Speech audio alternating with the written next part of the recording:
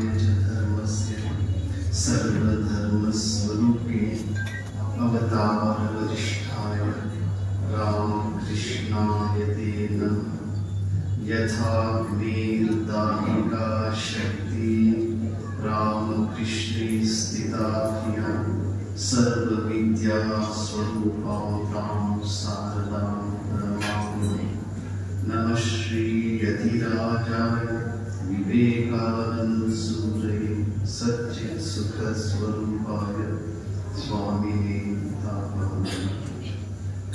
श्री श्री ठाकुर महास्वामीजी एवं शारदानंद महाराजेर प्रार्थनाचरणे भक्तिपूर्ण प्रणाम निवेदन करे आज के আমরা স্বামী শারদানন্দ ঠাকুরের একজন অন্তরঙ্গ পার্শ্ব সন্ন্যাসী শিশু উনার দিব্য আমরা স্মরণ করব, চর্চা করব, ধ্যান করব।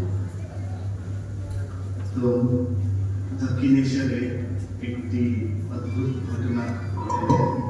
তো আপনারা কল্পনা করছেন ঠাকুর দক্ষিণেশ্বরে নিজের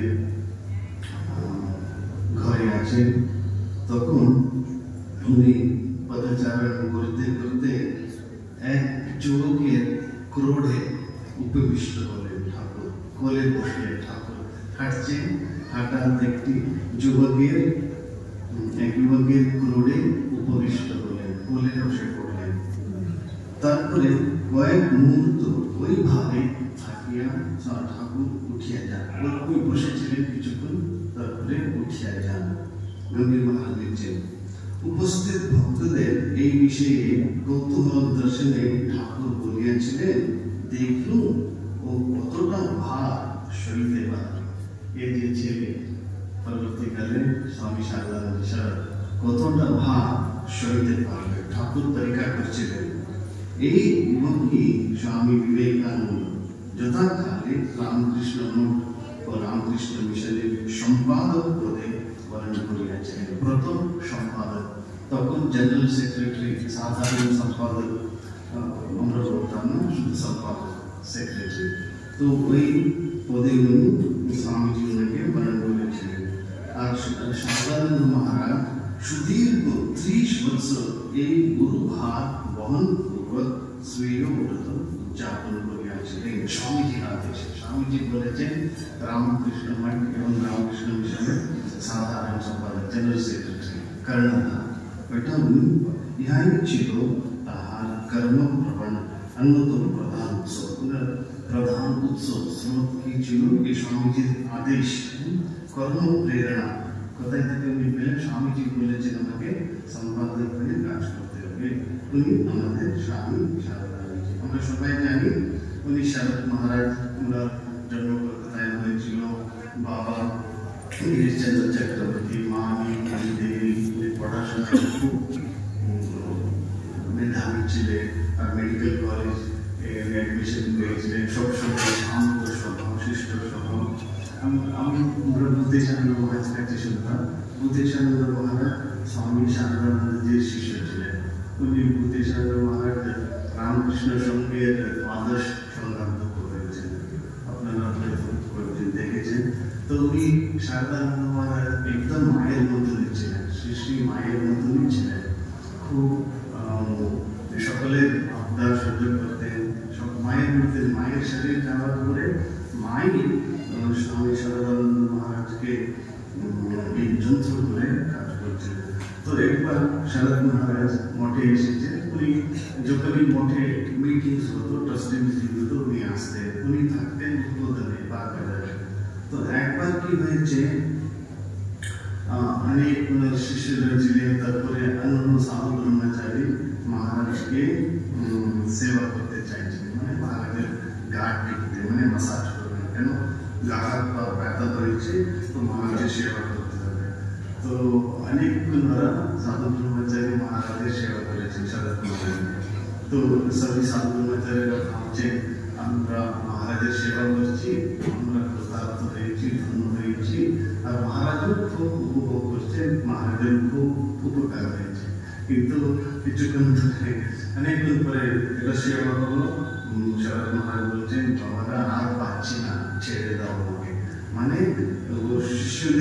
সাধু ব্রহ্মচারীদেরকে প্রসন্ন করার জন্য, আনন্দ দেওয়ার জন্য উনি কষ্ট সহ্য করছে। ওই গরমে তখন তো ফ্যান নেই, টেলিভিশন নেই, কিছু নেই, সব ঘাম হচ্ছে, সব কিছু হচ্ছে। তো মহারাজ ওরা পার্টি করছে, মহারাজকে পেয়েছে, তো সব মাথা হচ্ছে। তো ভেবেছে মহারাজ খুব প্রসন্ন হয়েছেন, মহারাজের খুব আনন্দ হয়েছে, খুব মহারাজ আনন্দ পেয়েছেন না। কিন্তু মহারাজ বলছেন বাবা আর সহ্য করতে পারছি না, ছেড়ে দাও। এটা হচ্ছে শরৎ মহারাজের সহ্য, সবসময় সহ্য করবে। মায়ের জীবনী আমরা দেখতাম, মাকে কত রকম কষ্ট সহ্য করতে হতো, এটা আমরা দেখলাম। তারপরে শরৎ মহারাজ স্থিতপ্রজ্ঞ, শান্ত, সব সময় শান্ত থাকতে, ধীর গম্ভীর। তো আমাদের জীবনেও এটা আমরা শিখতে পারি, শিখতে হবে। কেন আপনারা হয়তো বলছেন মহারাজ শরৎ মহারাজ ছিলেন একজন সন্ন্যাসী, ঠাকুরের আদরে বসে, আমরা গৃহস্থ, আমরা সংসারে আছি, আমরা কি করতে, শরৎ মহারাজ করতে পারেন, আমরা কি করতে পারি? আমাদের কি সম্ভব? খুব সম্ভব। কিরকম? এটা হচ্ছে অভ্যাস। গীতাতে স্থিতপ্রজ্ঞ লক্ষণ আছে অভ্যাস। তো শ্রীকৃষ্ণ গৃহস্থ ছিলেন আর অর্জুন গৃহস্থ ছিলেন। তো যখন অর্জুন বলছেন আমার মন চঞ্চল হচ্ছে, অস্থির হচ্ছে, তখন শ্রীকৃষ্ণ গীতা উপদেশ দিলেন। তো শ্রী শ্রী মহারাজ সব সময় রাধুকে নিয়ে থাকতেন, রাধু সেবা করতেন, রাধুর ছেলেকে খাওয়াতেন, তারপরে মা নলিনী, তারপরে ওনার মায়ের যে ভাইরা প্রসন্ন মামা, কালী মামা, বরদা মামা, সকলের দেখাশোনা করতেন, সেবা করতেন মা। তো একদিন স্থিতপ্রজ্ঞ, একবার আমরা ভূতেশান মহারাজকে কাছে শুনেছিলাম। তো কেউ যদি নিন্দা করে, কেউ গালাগালি করে, কেউ উপহাস করে, কেউ ঠাট্টা করে, সব সহ্য করতেন। একবার ও বাগবাজারে ওরা নৌকা ঘাট আছে, অপেক্ষা করছেন। তো উনি ছিলেন, সাধারণ ছিলেন, তারপরে ওঙ্কারানন্দজি মহারাজ, আনন্দ মহারাজ, উনি রামকৃষ্ণ মিশনের ভাইস প্রেসিডেন্ট ছিলেন, সহ সংঘাধ্যক্ষ। ভূতেশানজি মহারাজ সব ছিলেন। শরৎ মহারাজের খুব হ্যাপি বডি, আর ভূতেশানজি মহারাজ আর ওঙ্কারানন্দজি ছিলেন, ওদেরও খুব সম্মান। ওখানে বাগবাজারে অনেক মস্তান যুবকরা থাকে, ওরা বলছে এরা কোন দোকানের চাল খাচ্ছে, এরা কোন দোকানের চাল খাচ্ছে, মানে এদের সস্তা তো বলো। তখন সাধারণ চুপচাপ শুনে যাচ্ছেন, এরা বারবার বলছে কোন দোকানের চাল খাচ্ছে, এরা এত মোটা হয়েছে, সুন্দর হয়েছে। তো সবাই চুপচাপ দাঁড়িয়েছেন, নৌকার জন্য অপেক্ষা করছেন। তখন আনন্দ মহারাজ ভূতেশানজিকে বলছেন, শরৎ মহারাজ না থাকলে এই সারাদাকে দেখাতো আমরা কোন দোকানের চাল খেতাম। আনন্দ মহারাজ খুব সম্মান ছিলেন, হয়তো দুটি উত্তম মধ্যম মানে ঘুষি মারতেন। তো সব সময় মিলে সহ্য করবেন। তারপরে রেগে গেলে বকতেন না শরৎ মহারাজ। একবার ভূতেশানজি বলে ওনাকে একটা জপমালা দিয়েছিলেন শরৎ মহারাজ, ভূতেশানজি মহারাজকে। তো জপ করতে বলেছিলেন, এই জপমালাতে উনি রাস্তায় চাপা টাঙা, রাস্তায় ওই জপমালা হারিয়ে গেল, নষ্ট হয়ে গেল। তখন ভূতেশানজি মহারাজ তখন বিজয়ী, ওর নাম ছিল বিজয়ী করে, কাঁদতে কাঁদতে শরৎ মহারাজের কাছে আসলেন। তখন শরৎ মহারাজ বলতেন, কি হলো, কি হলো, কেন কাঁদছো? না, আপনি যে জপমালা দিয়েছিলেন, জপমালা নষ্ট হয়ে গেছে মহারাজ, কি হবে তাহলে? সর্বনাশ হয়ে গেল। বললেন কিছু হবে না, বাদর। উনি লেগে লেগে এইটুকু বলতেন, বাদর, আর কিছু বলতেন, কিছু হবে না, আমি তোমাকে আর একটা নতুন জপমালা দেব। এটা আমরা দেখলাম। তারপরে ওনার আদর্শ ছিল, একবার ঠাকুরের সঙ্গে কথাবার্তা হচ্ছে, ঠাকুর বলছে তোমার কোন ঠাকুর ভালো লাগছে? উনি বলছেন গণেশ। বেশ সুন্দর, এটা ঘটনা আছে, আমরা ওটা দেখব। অপর একদিন ঠাকুর দক্ষিণেশ্বরে ভক্ত সঙ্গে উপবিষ্ট আছেন, শ্রী শ্রী গণপতি সম্বন্ধে আলোচনা চলিতেছে। ঠাকুর গণেশের চরিত্র, মাতৃভক্তি, প্রযুক্তি কথা, অবদান উচ্চ প্রশংসা করিতে থাকে। আমরা দেখছি মা দুর্গা, দুর্গা পূজা এখানে হয়, উপরে এদিকে লক্ষ্মী সরস্বতী আর নিচে গণেশ কার্তিক। तो ठाकुर गणेश चरित्र मातृभक्ति प्रकृति कथा अवतारण उच्च प्रशंसा करছিলেন ठाकुर गणेश কত বড় মাতৃভক্ত অত্যন্ত পবিত্র বুদ্ধিমান এই সমস্ত লোক তখন শারদ মহারাজ বলছেন আমি গণেশের চরিত্র পছন্দ করি গণেশই আমার জীবনের আদর্শ শারদ মহারাজ বলছেন গণেশই আমার জীবনের আদর্শ তখন ঠাকুর সংশোধন করিয়া বললেন না তোমার আদর্শ গণেশ নয় তোমার আদর্শ শিব ভোলানাথ শিব শিবের গুণরাজি তোমাদের বিদ্যমান শিবের যে গুণ আছে শিব কি শিবের গুণ সবসময় স্বাভাবিকের ঘটনা কোন দুশ্চিন্তা নেই কোন রাগ নেই সবসময় তপস্যা আনন্দে বিভোর তারপরে হালাহাল খেয়েছিলেন বিষ সমুদ্র মন্থনের সময় যে বিষ বেরোলো হালাহাল বেরোলো তো সমস্ত সবাই ভয় পেয়েছে কিন্তু শিব খেয়ে ফেলেছিলেন শিব খেয়ে এই সংসার এই জগতে রক্ষা করেছিলেন আমরা সব জানি তো ঠাকুর বলছেন এই গুণগুলো তোমার ভিতরে আছে আমরা শারদানন্দ মহারাজের জীবনে দেখবো সব সহ্য করলেন যেমন মা সকলে অত্যাচার সহ্য করলেন রাজু ওর মাসুর বাবা রানী মা সব আমরা দেখছি কত ভক্ত তারপরে ভাইদের সব কিছু মা সহ্য করলেন সেরকমই শারদ মহারাজ মায়ের শ্রদ্ধা শিবের ভিতর সব সহ্য করলেন 30 বছর তিনি রামকৃষ্ণ সঙ্গে সম্পাদক ছিলেন সেক্রেটারি ছিলেন হয়তো আপনারা বলবেন আপনার সন্ন্যাসী কিছু অসুবিধা নেই আপনার কোনো প্রবলেম নেই সমস্যা নেই কিন্তু সন্ন্যাসীদের অনেক সমস্যা থাকে হসপিটাল চালাতে গেলে অনেক প্রবলেম আছে ডিসপেন্সারি চালাতে স্কুল চালাতে ভক্তদের সঙ্গে ডিল করতে সরকারের সঙ্গে পাবলিক ইনস্টিটিউশন তো অনেক প্রবলেমস থাকে টেনশন দুশ্চিন্তা মনের চাপ এসব হয় তো শরৎ মহারাজ শুরুতে প্রারম্ভ অবস্থায় রামকৃষ্ণ সঙ্গে করোনা ছিলেন 30 শিবের নতুন স্থিত তারপরে ঠাকুর বলছেন নিজেকে সর্বদাই শিব শরৎ তুমি নিজেকে সর্বদাই শিব এবং আমাকে শক্তি বলে ভাববে তো ঠাকুরের যে শক্তি মানে কি কালী মহাকালী মা ভগবতী কালী আর শরৎ মহারাজের শিব এটা আমরা এরকম বুঝতে পারি কিন্তু রবীন্দ্রনাথ লিখছেন সুদীর্ঘ কর্মজীবনে শরৎ যে অদ্ভুত তিতিক্ষা ও সহিষ্ণুতার পরিচয় দিয়েছিলেন তাহা নীলকণ্ঠ শিবের পক্ষে সম্ভবপর গরল পান করিয়াও অম্লান বদলে আশীর্বাদ করা নিজের সুখ সুবিধা বিসর্জন দিয়াও অপরের সেবায় আত্মনিয়োগ করা শুধু আশুতোষেরই সাধ্যায়ত্ত আর সমস্ত শরদের সমস্ত শক্তির উৎস ছিলেন শ্রীরামকৃষ্ণ এবং শ্রী শ্রীমান তিনি ছিলেন তাহাদের শক্তি প্রকাশের স্বতন্ত্র যন্ত্র তো আমরা কি শিখতে পারি শরৎ মহারাজ সন্ন্যাসী ছিলেন মা জগদম্বা ছিলেন আমরা কি শিখতে পারি আমাদের যে দৈনন্দিন জীবনে তো এখানে বলছে মানে সহ্য করুন মাও বলতেন বাবা সহ্য করবে বড় অনুভব সহ্য করুন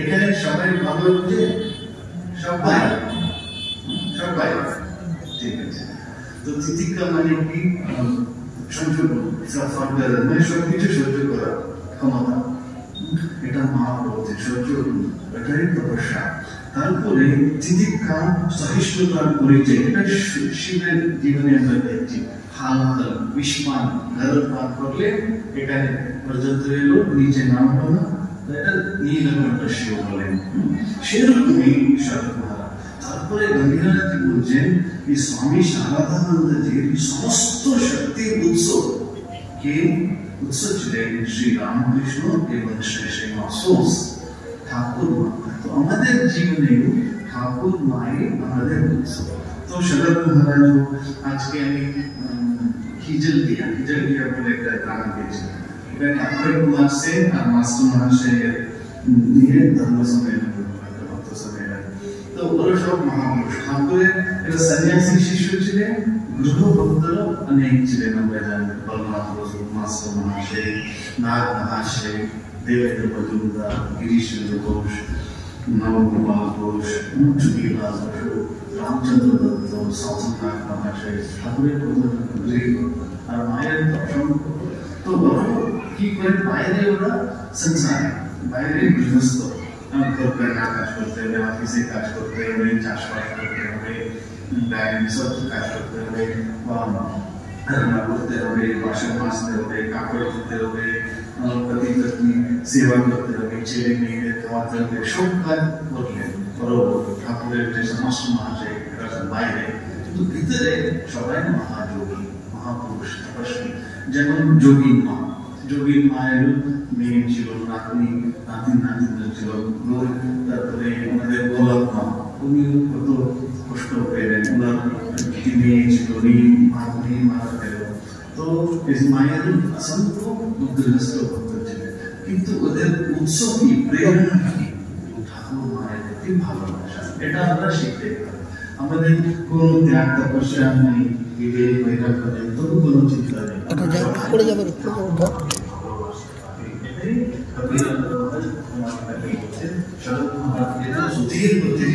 কাজ করলেন এটার উৎস হচ্ছে ঠাকুর মায়ের প্রতি ভালোবাসা তারপরে আরেকদিন খুব সুন্দর করে ঠাকুর বলছেন কি রে শরৎ তুই যে কিছু চাই না সবাই চাইছে তুই কিছু চাইবি না সেই সময় জগৎ মহারাজ উত্তর দিলেন কি আর চাইবো আমি যেন সর্বভূতে ঈশ্বর দর্শন করতে পারি ব্রহ্ম দর্শন করতে পারি সবাই ভিতরে আমাদের এই সর্বভূতেষু মাতৃরূপেণ সংস্থিতং আমরা বলি ঈশ্বরের সর্বভূতার উদ্দেশ্যে অর্জুন তিষ্ঠতি তো আমি যেন সর্বভূতে ব্রহ্ম দর্শন করতে পারি এই করে দিন উত্তরে ঠাকুর বলেছিলেন ও যে শেষ কালের কথা রে এটা শেষ অত্যন্ত সর্বশ্রেষ্ঠ আধ্যাত্মিক অনুভব কোনটা সর্বভূতে ব্রহ্ম দর্শন করা তখন শারদমাই বলছেন আমি জানি না মশাই তা আপনাকে করে দিতে হবে তখন ঠাকুর বলছেন তা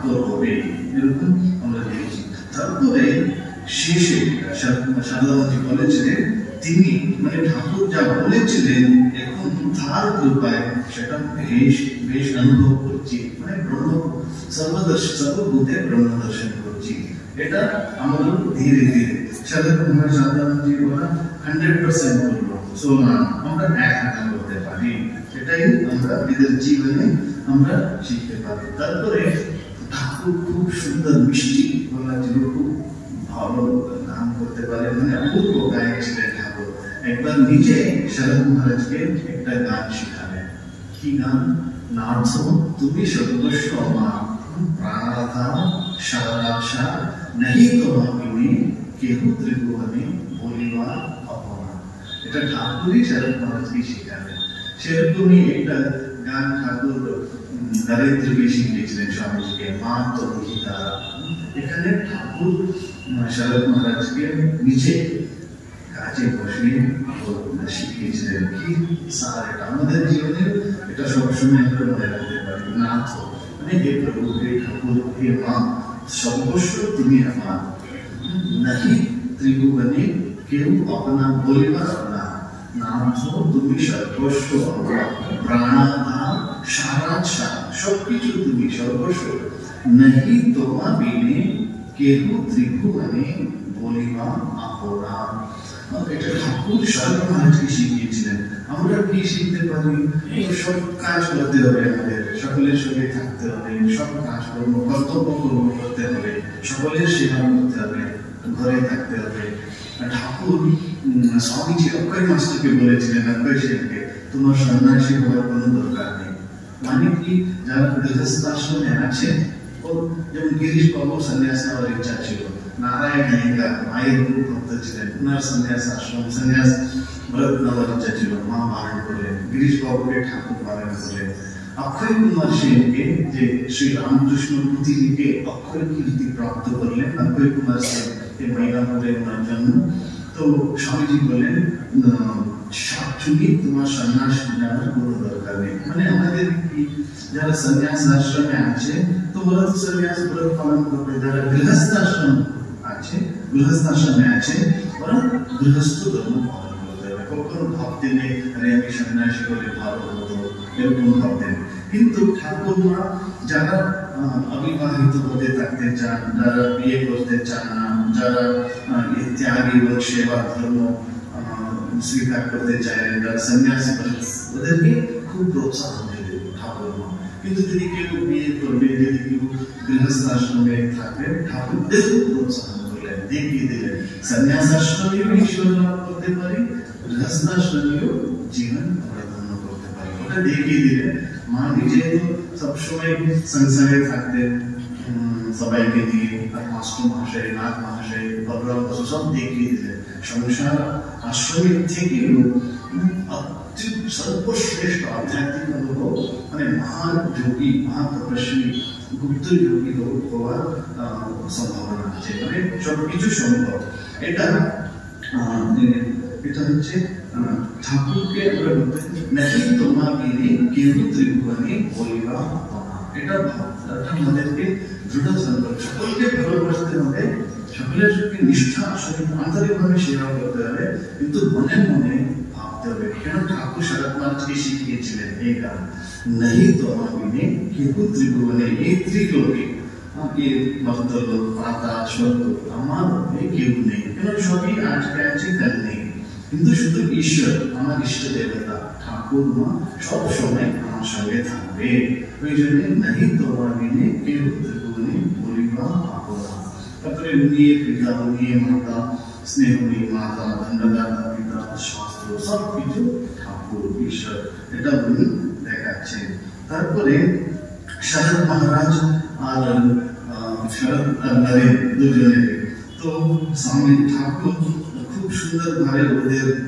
মিলন মানে ফ্রেন্ডশিপ বন্ধুত্ব এস্টাবলিশ করেন ঠাকুর বলছেন শরৎ এবং নরেনের মধ্যে সৌহার্দ্য স্থাপনে প্রয়াসী ঠাকুর স্বীয় যত্ন সফল হইয়াছে বলিয়া সাহসে বললেন গিন্নি জানে কোন হাড়ি মুখে কোন সভা রাখতে হয় উভয়ের প্রেদির দৃষ্টান্ত মানে গিন্নি জানে কোন হাড়ি মুখে মানে শরৎ মহারাজ এবং নরেন্দ্র স্বামীজি খুব বন্ধু বলে अनेक विदेशी बोलते सिस्टर निवेदिता सारा बोल स्वामी जी হচ্ছে নাম্বার 1 स्वामी और शरद महाराज হচ্ছে নাম্বার 2 কেন সব কিছু শরদ মহারাজ এডমিনিস্ট্রেশন সব কিছু প্রেসিডেন্ট আধ্যাত্মিক প্রেসিডেন্ট संगुरु ছিল ব্রহ্মানন্দজি কিন্তু स्वामीजी নাম্বার 1 स्वामीजी বলতে বিবেকানন্দ जी के और शरद महाराज के নাম্বার 2 বলতে তারপরে শরৎ মহারাজ কি তো স্থিত প্রয়ত্ন নিয়ে বললাম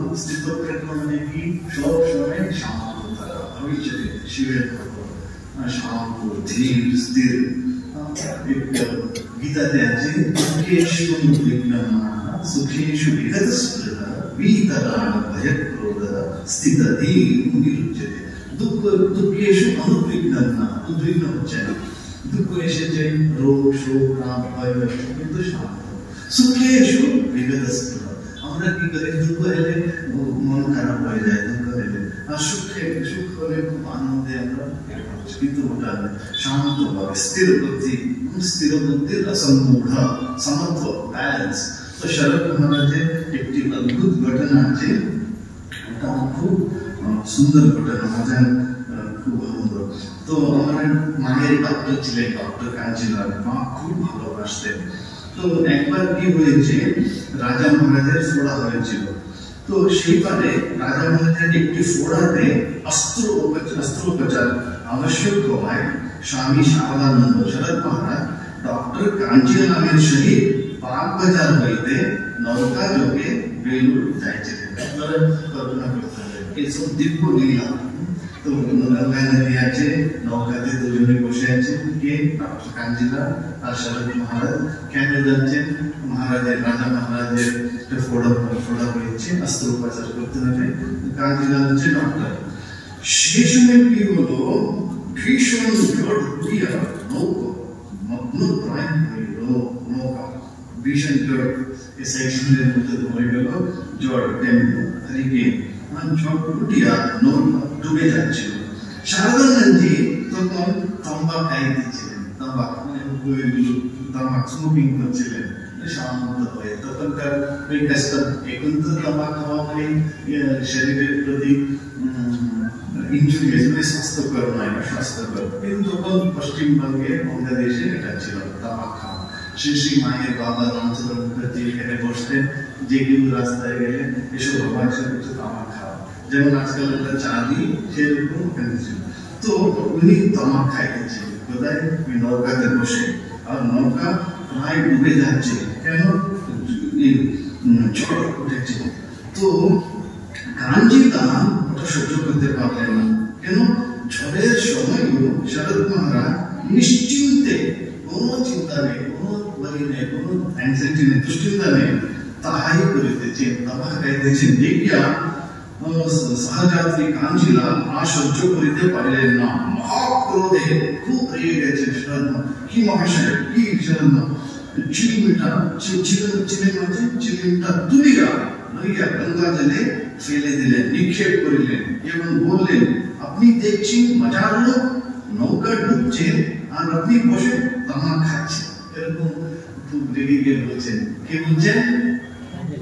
ডক্টর কাঞ্জিলাল কাকে বলছেন? শরৎ মহারাজকে বলছেন। আপনি দেখছি মজার লোক, নৌকা ডুবছে আর আপনি বসে তামাক খাচ্ছেন। শরৎ মহারাজ স্বাভাবিক ভাবে উত্তর দিলেন, তামাক খাবো না তো নৌকা না ডুবতে জলে ঝাঁপিয়ে পড়তে হবে নাকি? জিজ্ঞেস করছে, তামাক খাবো না তো নৌকা এখন তো ডুবেনি, না ডুবতে জলে কি ঝাঁপিয়ে পড়তে হবে নাকি? এরকম জিজ্ঞাসা করছে। তো এই ঝঞ্ঝাওয়াতের মধ্যে নৌকা আসিয়া বেলুর মধ্যে ঘাটে থামলো। এটা একটা উদাহরণ, দৃষ্টান্ত। মানে কি করে সবাই এই দুশ্চিন্তায়, কেন জ্বর এসে গেছে, ডুবে যাচ্ছে, কিন্তু উনি শান্ত ভাবে আছেন। কিন্তু আমাদের কত বড় টেনশন হয়ে যায়, টেনশন দুশ্চিন্তা হয়ে যায়। তো এটা আমরা দেখলাম। তারপরে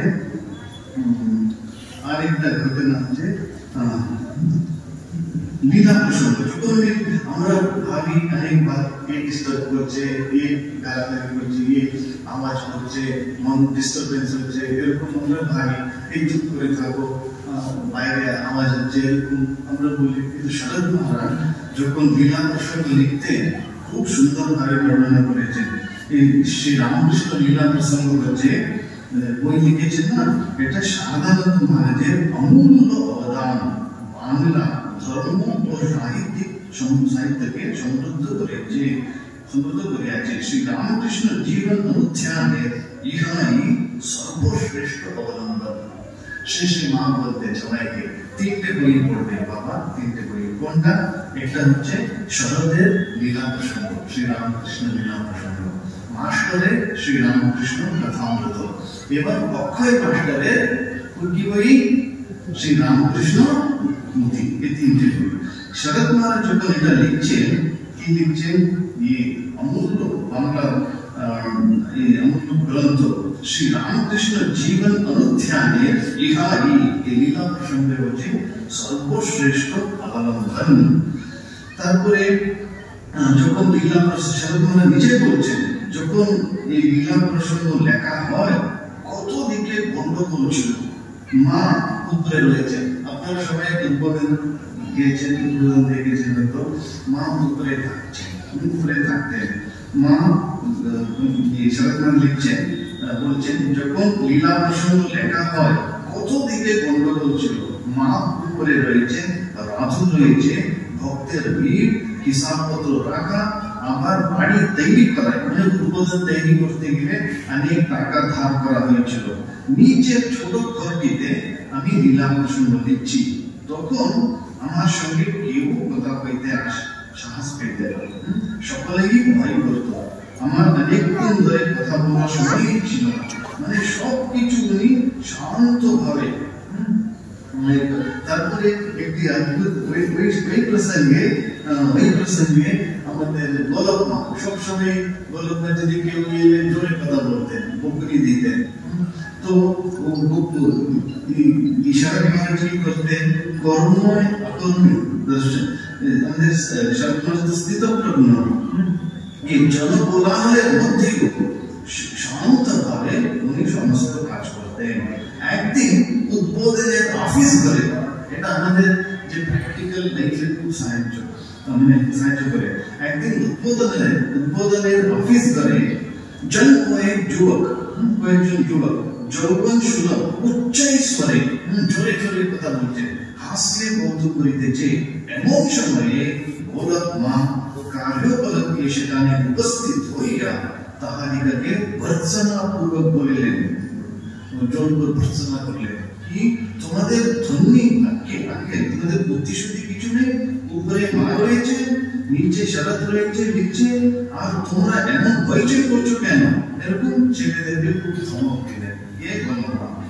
গোলক মা স্বরূপ তখন একটু অশ্বামের উচ্চ পন্থায় উঠিয়েছিল।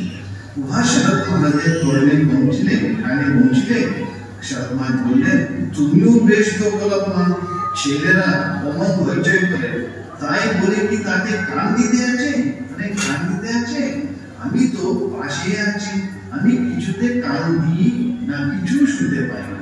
আমি কিছুতে কান দিই না, কিছু শুনতেও পাই না। বাইরে হইচই হচ্ছে, ছেলেরা হইচই করছে, আমি কান দিচ্ছি না আর কিছু শুনতে পাচ্ছি না। কানটাকে বুঝিয়ে দিয়েছি, সরকার বলছেন, কানটাকে বুঝিয়ে দিয়েছি, তুই তোমার প্রয়োজনীয় বিষয় ছাড়া কিছু শুনিস না। তো কি সুন্দরভাবে আমাদেরকে শিক্ষা দিচ্ছেন শরৎ মহারাজ। আমরাও যখন বাইরে গন্ডগোল হয়, আওয়াজ এসব হয়, পরিচয় হয়, নিজের কাজ করতে হবে। তো শরৎ মহারাজ বলছেন, কানটাকে বুঝিয়ে দিয়েছি, তুই তোর প্রয়োজনীয় বিষয় ছাড়া কিছু শুনিস না। কান তো কিছুই শুনে না। এই অনাসক্তির ভাব সম্পূর্ণ আয়ত্ত ছিল বলিয়ায় সেরূপ অবস্থায় লীলা প্রসঙ্গের ন্যায় তথ্যবহুল ও ভাব গম্ভীর গ্রন্থ রচনা সম্ভব হয়েছিল। কবির মহারাজ বলছেন, মানে বাইরে হইচই হচ্ছে, উপরে মা আছে, রাধি আছে, ভক্তদের ভিড়, নিচে অনেক কাজকর্ম, কিন্তু উনি শান্তভাবে ধীর গম্ভীরভাবে কাজ করছিলেন। তারপরে কি করে রাগ কন্ট্রোল করতে হবে? আমাদের সকলের প্রবলেম কি? রাগ। যখন ভালো লাগে না, সব চট করে রেগে যায়, এটা মনুষ্য স্বভাব। মায়ের বলছে, বাবা রক্ত মাংসের শরীর রেগে রেগে যায়, কিন্তু এটা রাগ খুব খারাপ, আমাদের শরীর খারাপ করবে আর সব গন্ডগোল করবে। তো রাগ শরৎ মহারাজ একটা দৃষ্টান্ত আমরা দেখব, কি করে উনি আত্মস্থ। এই শরৎ মহারাজের আত্মসংবরণের বহু দৃষ্টান্ত রয়েছে।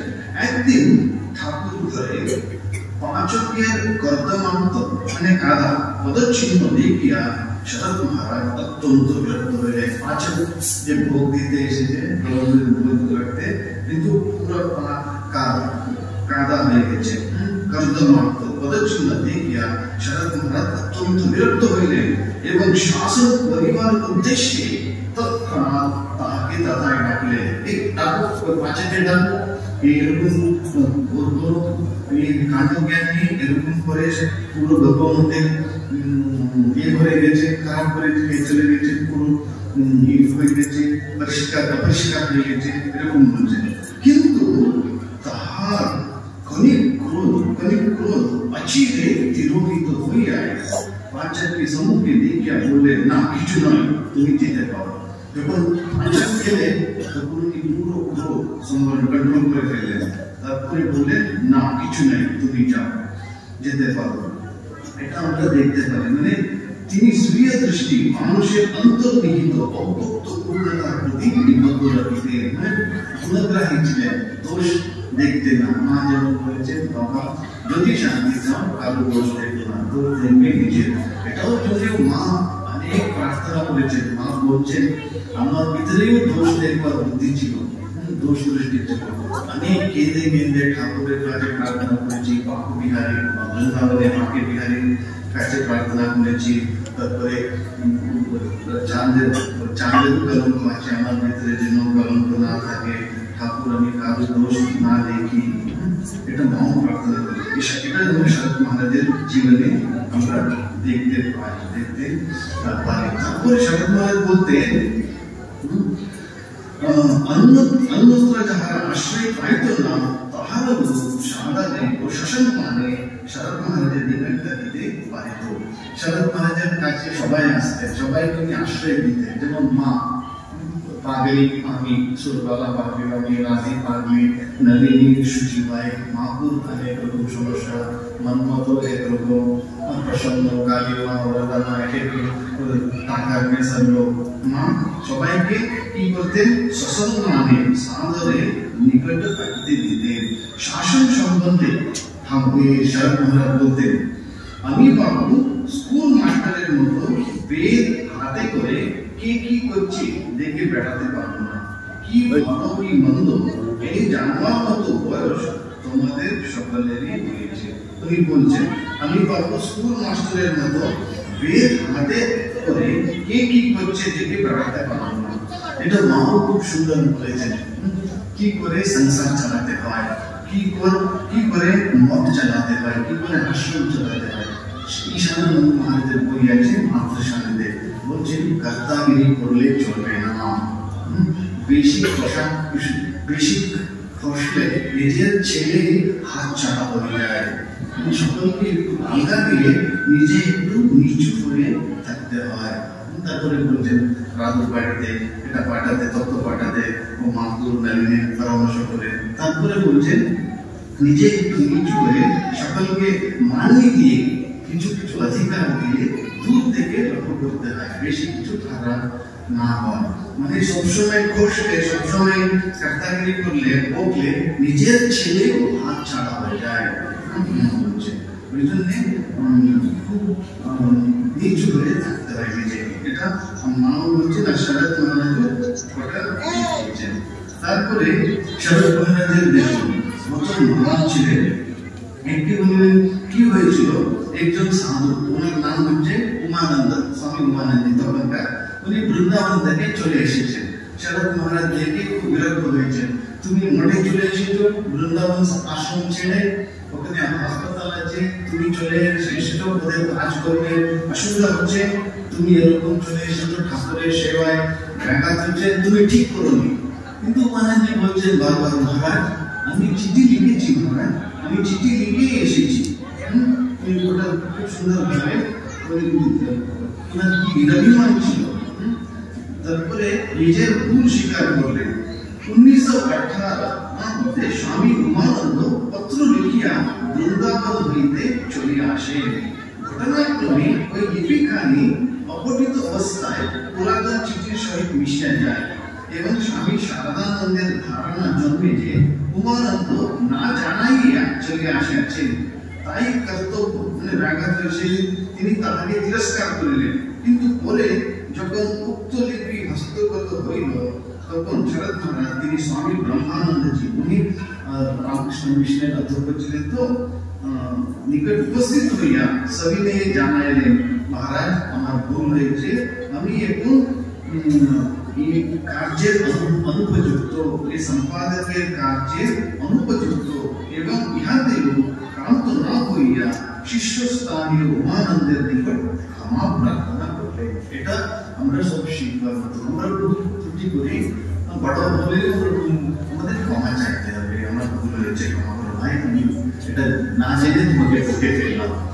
এরকম একটা আমরা যদি প্র্যাকটিক্যাল লেভেল অহংকার করতে দেয়, অভিমান করতে দেয়, এটা উনি দেখাচ্ছেন। উনি জেনারেল সেক্রেটারি ছিলেন, সেক্রেটারি শিষ্যস্থানীয় উমানন্দকে বলছেন ভাই তোমার চিঠি এসেছে কিন্তু আমি প্রমাণবশ ভিতরে রেখেছিলাম, তোমাকে তিরস্কার করলাম, বকলাম। তারপরে উনি ব্রহ্মানন্দের কাছে গিয়ে বলছেন মহারাজ আমি আর সেক্রেটারির কাজ করতে পারবো না, কেন আমি আনফিট হয়ে গেছি, আমি ভুলে যাচ্ছি, ভুল করছি, আমাকে আপনি এইটা করুন, তুমি রেজিগনেশন দিচ্ছি, এরকম বলছে। তখন রাজা বলছেন না না তুমি।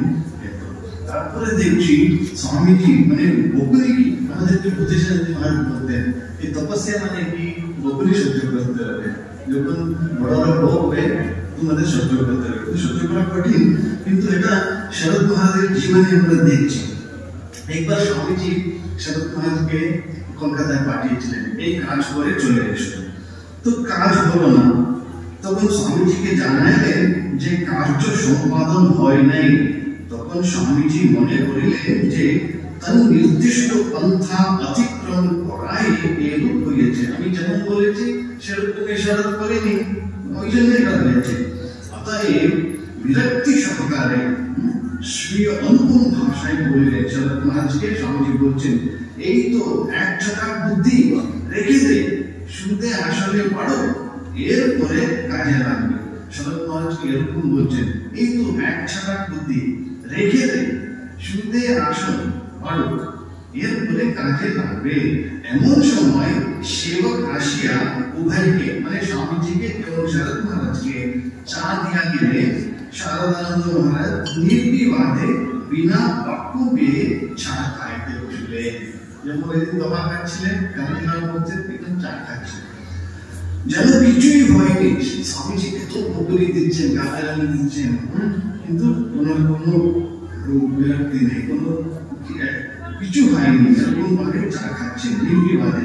তখন স্বামীজি যেন হতাশ হয়ে হার মেনে বলছেন, হতাশ হয়ে বলে উঠলেন, এর যেন শরতের যেন বেড়ে আছে রক্ত, কিছুতেই তাতে না। তিনি হয়তো ভাবিয়াছিলেন, স্বামীজি ভাবিয়াছিলেন এইরূপ মর্মান্তিক প্রশ্ন করে শারদানন্দ অন্তত প্রতিবাদ জানাইবেন, কিন্তু কোনো প্রতিবাদ নেই। শান্ত হয়ে সব সহ্য করলেন, আর আসল জিনিস আসল খাদ্যের চা খাচ্ছেন দিব্যি আনন্দে। এটা স্বামীজি ওই জন্য উনি সেক্রেটারি হয়েছিলেন।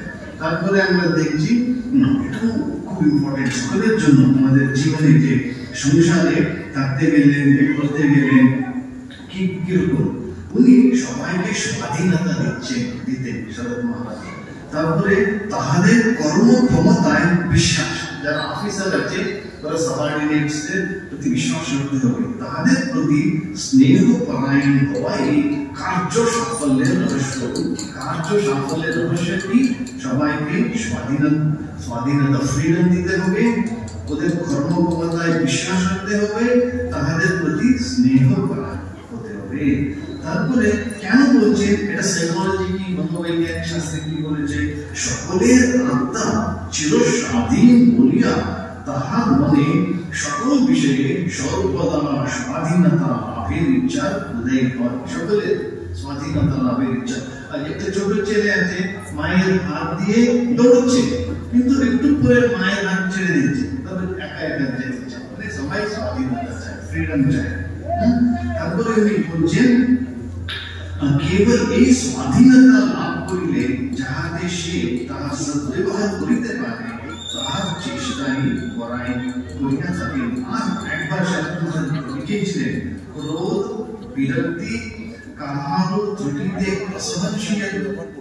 অসহনীয়তা, মন এক রাখিতে না পারা এবং সর্বোপরি প্রেমের